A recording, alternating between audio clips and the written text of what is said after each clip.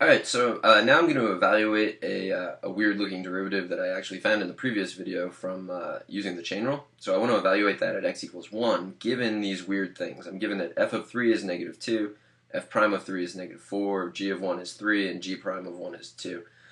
So what would probably happen is these values would be given in a table ahead of time.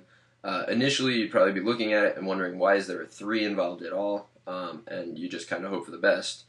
But don't be afraid if there's extraneous information given in the problem or in a table that you don't end up using. It happens all the time, especially to make the table just look a little better and less obvious.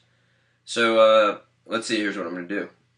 First thing I'm going to do is I'm going to actually start by substituting in 1. So the 3x over 4 becomes 3/4. When I plug a 1 in here, or substitute a 1 in here, I end up with 8 in the numerator. So 8 over 8 is 1, so that's g prime of 1. I know this is going to be 1 again. So this will be f prime of g of 1, and then 4 times the quantity f of g of 1, and then I'm cubing the quantity f of g of 1. So I'm going to find g of 1, find f of that, cube it, multiply by 4. So all I've done is substitute. You do want to show this step, by the way, because other people need to be able to read your work. You would never jump straight from the original function to this. That would be ridiculous. You would always show them the formula that you're using first. So let's see. Now I'm going to go through and substitute things I know. I know g prime of 1 is 2. It's given, so I replace that. I know g of 1 is 3, so I replace this. Now I'm doing f prime of 3. And I'm also doing f of 3. So on to the next step, because I still have f of things in there. So now it'll be, I know f of 3 is negative 2, so, and f prime of 3 is negative 4. So I replace f prime of 3 with negative 4.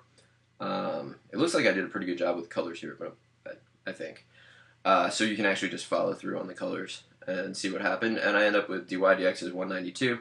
If the question had been, is this crazy function increasing at x equals 1, the answer would be yes, it's increasing at x equals 1 because dy dx is greater than 0 at x equals 1. Or you could flip that around and say, since dy dx is greater than 0 at x equals 1, the function is increasing at that point. But that's how you would go about substituting into that. Some people have a little bit of trouble with that, so I thought I should make a video about it. And I hope you find it helpful. Good luck.